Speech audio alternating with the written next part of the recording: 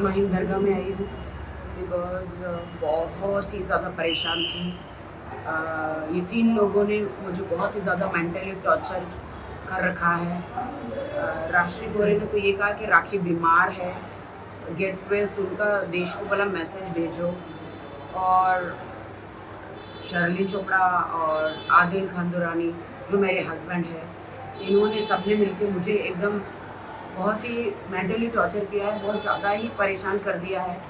तो मैं यहाँ पे माहिम पे मखदूम शाह बाबा ना उनके यहाँ पे मैं आई हूँ चद्दर चढ़ाने और दुआ मांगने आई हूँ कि मेरे सर पे जो ये शैतानों का साया है वो अल्लाह के दरबार में मेरी तरफ से दुआ करे कि ये जो शैतान लोग जो मुझे सता रहे हैं इनका साया मेरी ज़िंदगी से दूर हो जाए। इन्होंने बहुत ज़्यादा परेशान कर रखा है।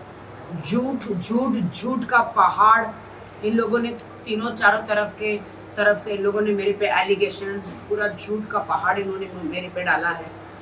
और अपनी शांति के लिए मैं यहाँ पे चद्दर चढ़ाने आई हूँ और मैं विश्वास करती हूँ कि अल्लाह अबा पिता जो है वो मेरे दुआ कबूल करेंगे।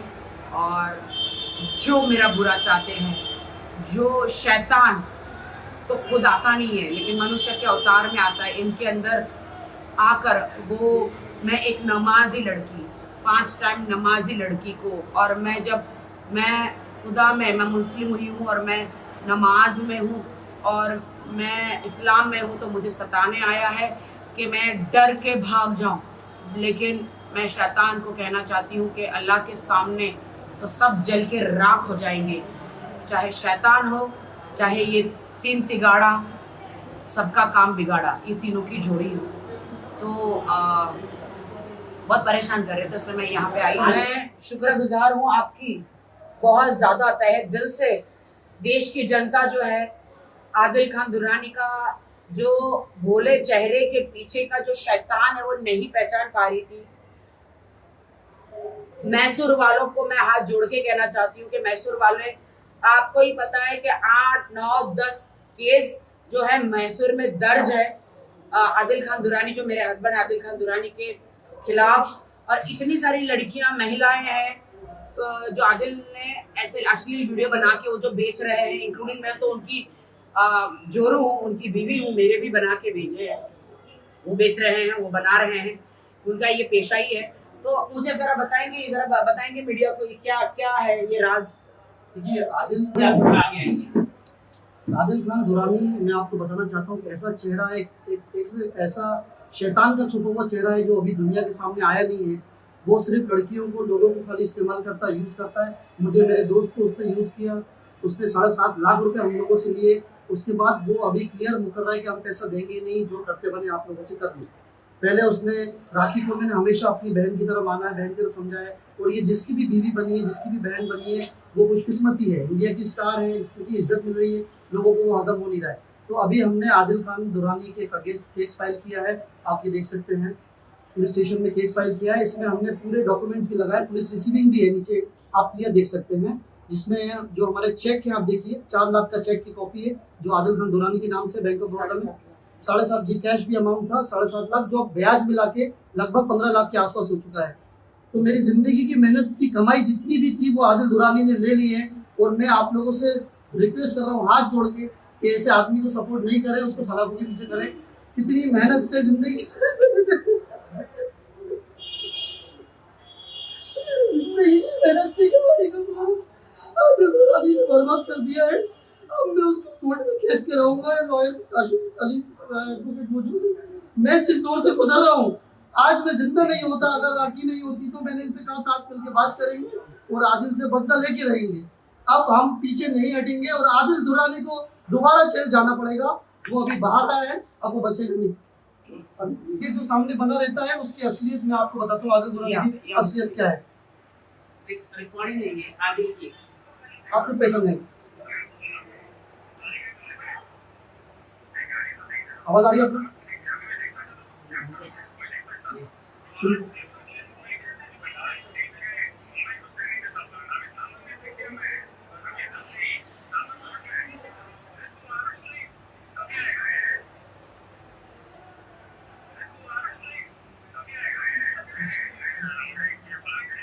गाड़ी गिर रहा था गाड़ी जी जी जी, सुनिए कि आदिल गफार दुर्रानी की सच्चाई सुनिए आप तो।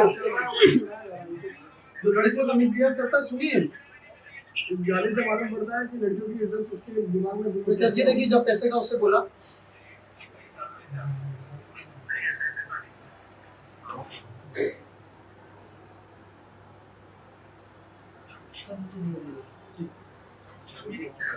देखिए, अभी मैसूर से भी बहुत सारे लड़के लड़कियां निकल चुके हैं और सब लोग के मुझे कॉल आए कि हमारे भी पैसे बाकी है इतने। बहुत सारी लड़कियों ने कॉल किया कि इन्होंने मेरे वीडियोस बनाए हैं, न्यूड वीडियोस, हमें फंसाया है आदिल ने, बहुत सारा हुआ है। और राजश्री जो मेरी बेस्ट फ्रेंड थी 8 साल से, उन्होंने मुझे धोखा देकर आदिल के साथ हाथ मिला लिया है। और आदिल ने जो भी मेरे करीब है उन लोगों को तोड़ने की कोशिश करके मेरे खिलाफ सबूत इकट्ठा करके वो उनको मेरे खिलाफ खड़े कर रहे हैं। उन्होंने मेरे भाई जो वाहिद भाई है उनको भी तोड़ने की कोशिश की, मेरी एडवोकेट फाल्गुनी जी को भी तोड़ने की कोशिश की, लेकिन एक मर्दानी है और एक सच्ची वकील है, सच्ची नागरिक है। उन्होंने कहा सत्यमेव जयते राखी, मैं हमेशा तुम्हारा साथ। नहीं, राजश्री मोरे ने जो गटर का शब्द यूज किया मेरे लिए, कुत्ता, और मैं बीमार हूँ, मेरी मेंटली हेल्थ ठीक नहीं है, समाज को मतलब कहा कि इसको गेट वेल सुन के मैसेजेस दो, उससे मेरा इतना नुकसान हुआ है कि मेरे हाथ 4 फिल्में मेरे हाथ से चली गई, वीडियोस थे, ऐड थी, वो सब कुछ उन्होंने मुझे उसमें से निकाल दिया है सबने। मेरे हाथ में सिर्फ एक ही वीडियो रह गया है और 4 वीडियो मेरे हाथ से चले गए। 2-4 ऐड थे ऐप की और एक और बहुत सारी 2-4 ऐड थी, वो भी मेरे हाथ से चली गई। तो मुझे पर्सनली बहुत नुकसान हुआ है, तो इसीलिए मैंने 100 करोड़ का डेफेमेशन जो केस है वो मैंने कोर्ट में डाल दिया है। और बहुत जल्द जो है राजश्री मोरे को नोटिस चला जाएगा, आप भेज दीजिए प्लीज वो नोटिस। चाहे दुकान बेचो, चाहे घर बेचो, चाहे जो बेचो, आपने मुझ पर इल्जाम लगाए हैं, या तो आप उसको कोर्ट में साबित करो। कोई भी मेरी वॉइस रिकॉर्डिंग हो या फोन रिकॉर्डिंग हो या लिखित हो या किसी को बोला हो, तो वो सब कुछ प्रूफ लेकर आए राजश्री मैडम, और 100 करोड़ देने के लिए आप रेडी हो जाए, क्योंकि मैंने कानून के दरवाजे खटखटाए हैं और कानून को मैं बहुत रिस्पेक्ट करती हूँ। और आपने जो है उसको मीडिया ट्रायल किया है अपनी चीप पब्लिसिटी के लिए, अपना नेल आर्ट को पब्लिसिटी करने के लिए, चीप पब्लिसिटी लेने के लिए मेरा इस्तेमाल किया है, मेरा नाम उछाला है मार्केट में। मैं 20 साल से स्ट्रगल करके बॉलीवुड में आई हूँ, लेकिन राजश्री मोरे, शर्लिन चोपड़ा, आदिल खान दुरानी ने मुझ पर बहुत ही वाहियात और गलत इल्जाम लगाए हैं। और जो चीजें मैंने करी ही नहीं है, शादी का हो या धमकी का हो या कोई भी हो, मैंने ऐसा किसी को कोई धमकी ना दी है। और जबरदस्ती सारे शादियों के इल्जाम मेरे पे लगा रहे हैं, जो चीज मैंने नहीं करी है तो उसका वो सारे प्रूफ कोर्ट में भी दे और मुझे भी दे। आज मैं आपको बताती हूँ कि वो फाल्गुनी जी को इसीलिए वो लोग पीछे पड़े हैं क्योंकि फाल्गुनी जी बिकती नहीं है। फाल्गुनी जी जो मेरी एडवोकेट है, जो के सत्यमेव जयते, जब हाँ जी बोलिए। मैं जानना चाहूंगी क्या कहा शर्लिन चोपड़ा ने ऑन रिकॉर्ड, जैसे कि उन्होंने बात कि मुझे अरेस्ट कराएगी, मतलब पुलिस आपको अरेस्ट कर सकती है आने वाले दिनों में। ठीक है, नहीं, उन्होंने कहा भी कि वो अरेस्ट करवाएंगी जल्द से जल्द। ठीक है, अरेस्ट कर सकती पुलिस आपको, और आपकी कंप्लेंट बात council of India Bombay cancel में। ठीक है, अच्छा उनको जवाब उसका जवाब मैं देती हूँ। शर्लिन चोपड़ा को मैं ये जवाब आज मीडिया के जब से उन्होंने मेरे पे और राखी पे कंप्लेन की है और उन्होंने जो भी चीजें की है, उनको लग रहा है कि मैं एज एन एडवोकेट चुप बैठी हूँ, इसका मतलब मैं डर गई हूँ। मैं कोई चीज डरी नहीं हूँ, ना मैं आज तक किसी से डरी हूँ, ना डरूंगी आज के बाद। उनको बोलिए कि मेरे पर जाके और 4 FIR करिए, मैं जो भी करूंगी कायदे से करूंगी। उन्होंने जो करना था उन्होंने किया, आने वाले दिनों में मैं बोलूँगी नहीं, मैंने अभी तक मीडिया नहीं किया है, मेरे पास भी उनके खिलाफ इतनी सारी चीज़ें हैं, मैंने चुप्पी साध के रखी है, क्योंकि मैं कीचड़ में पत्थर नहीं मारूंगी, मैं अपने पे छींटे नहीं उड़ाऊंगी, मैं गलत चीज़ें नहीं करूंगी। बीइंग अ प्रोफेशनल, जो मेरे प्रोफेशनल दायरे में होगा वही मैं करूंगी। अगर वो मुझे अरेस्ट कराती है, जो भी कराती है, बहुत अच्छी बात है, उसका मैं लीगली उनको जवाब दूंगी। कायदा है, लॉ सबके लिए समान है, अगर वो करा सकती है जो भी करा सकती है, लेकिन बीइंग एन एडवोकेट मैं अपनी लाइन नहीं क्रॉस कर सकती। ठीक है, उस वक्त जो हुआ था वो एक स्पॉर ऑफ द मोमेंट था, उसके लिए एफआईआर रजिस्टर करने के बाद वो राखी से मिली थी, जहां हम रेस्टोरेंट में, लखनऊ में रसते रेस्टोरेंट में जाते थे, उन्होंने आके राखी से सेटलमेंट किया, माफी मांगी, हम एक दूसरे से माफी और मांगी। हाँ, वो आके राखी की दोस्त बन गई। मैंने मीडिया के सामने माफी मांगी है, फिर भी जबरदस्ती वो मेरी जो क्लोन है, वो मेरी एक्टिंग करती है मीडिया में आने के लिए। जी, उन्होंने जो भी था राखी के साथ, उन्होंने कहा आज के बाद हमारी कोई ये नहीं है, मैं आपका पूरा साथ दूंगी। उसके बाद उन्होंने बाकायदा मैसूर चली गई थी, मैसूर उनको कोई जोर जबरदस्ती, दुबई भी गई, उनको कोई जोर जबरदस्ती नहीं की थी। ठीक है, अगर आज वो चीज से मुकर रही है, वो उस चीज से इनकार कर रही है और वो आज भी उस केस को कंटिन्यू करना चाहती है, तो उसके लिए हमें कोई प्रॉब्लम नहीं है, उसका जवाब हम लीगली देंगे। लेकिन जहाँ तक हमारी बात है, हमने उनको जो कहना था as a human being, as a ladies, हमने उनको उनका जवाब दे दिया था। वो एक लेडी है, इसके लिए हम उनकी रिस्पेक्ट करते थे और करेंगे आगे चल के भी। जो भी हुआ on the spot of the moment हुआ, कोई जानबूझ की कोई चीज भी नहीं थी। हाँ। हमने उनको तकलीफ पहुंचाने के लिए या उनको डिफेम करने के लिए या उनको एक्सपोज करने के लिए कोई चीज नहीं की थी। जो भी हुआ था वो उसका कोर्ट में हम जवाब देंगे कि वो।